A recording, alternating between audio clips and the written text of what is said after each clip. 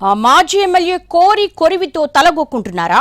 Party పెద్దల attention కోసం simple గా ఒకే ఒక్క మెసేజ్ తో ఏదో చేసేద్దామనుకుంటే చివరికి అది చిరిగి చాటైందా? హైప్ కోసం ప్రయత్నిస్తే చివరికి మ్యాటర్ క్లాసులు పీకించుకునేదాకా వెళ్ళిందా? టీడీపీ పెద్దలు సీరియస్ అయి అక్షింతలు వేసిన ఆ నాయకుడెవరు? ఎందుకు ఆ పరిస్థితి వచ్చింది? వర్మ గత ఎన్నికల్లో తాను పోటీ నుంచి తప్పుకుని కూటమి పొత్తులో భాగంగా జనసేన అధ్యక్షుడు పవన్ కళ్యాణ్ కు మద్దతు తెలిపారు. ఇక ఎన్నికలు ముగిసిన దగ్గర నుంచి తన సంగతేంటని అడుగుతూనే ఉన్నారాయన. వర్మకు ఎమ్మెల్సీ ఇచ్చి ప్రమోట్ చేస్తామని ఎన్నికల ముందు స్వయంగా ప్రకటించారు చంద్రబాబు. అటు వర్మకు గౌరవప్రదమైన స్థానం ఇవ్వడానికి తన వంతు ప్రయత్నం చేస్తానని పవన్ కూడా హామీ ఇచ్చేశారు. అయితే రాష్ట్రంలో కూటమి ప్రభుత్వం ఏర్పడి 8 నెలలవుతున్నా తనను పట్టించుకోలేదన్న అసహనంతో ఉన్నారట మాజీ ఎమ్మెల్యే. ఈ క్రమంలోనే తాజాగా ఆయన పెట్టిన ఎక్స్ మెసేజ్ హాట్ టాపిక్ అయింది. కష్టపడి సాధించే విజయానికే గౌరవం అంటూ ఎక్స్ లో పోస్ట్ చేశారు వర్మ. అక్కడి వరకు ఓకే గాని ఆ పోస్ట్ కి పిఠాపురం ఎన్నికల ప్రచారం వీడియోని జత చేయడంతో తేడా కొట్టింది.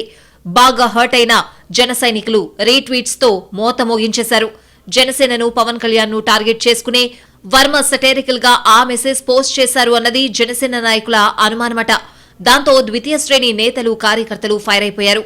తమ అధినేతను కించపరిచారంటూ అభ్యంతరం తెలిపారు. పొత్తు ధర్మం అంటే ఇదేనా అని ప్రశ్నించారు కూడా.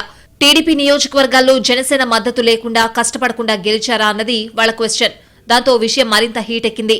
రియాక్షన్ తీవ్రతను గమనించి ఎక్కడో తేడా కొడుతోందని భయపడ్డ వర్మ కొద్ది గంటల్లోనే తన ఎక్స్ అకౌంట్ నుంచి ఆ మెసేజ్ ని డిలీట్ చేశారు.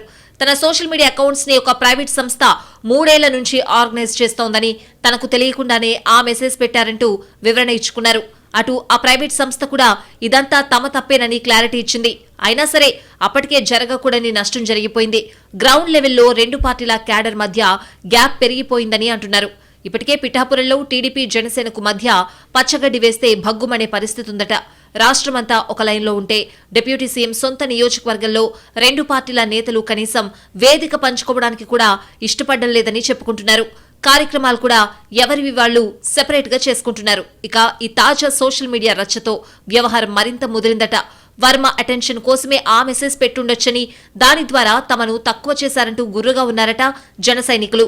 మరోవైపు ఎన్నికల్లో కష్టపడ్డారు కాబట్టే తమ నాయకుడు దానికి తగ్గ ప్రతిఫలం కోసం ఆ విధంగా పార్టీ పెద్దల దృష్టికి తీసుకువెళ్లి ఉండొచ్చంటూ నియోజకవర్గ టీడీపీ నాయకులు వర్మకు కోరస్ వాయిస్తున్నట్లు సమాచారం. కానీ కోరి కాంట్రవర్సీ తెచ్చారంటూ పార్టీ పెద్దలు ఆయన్ని కోపడ్డట్టు గుసగుసలు వినిపిస్తున్నాయి.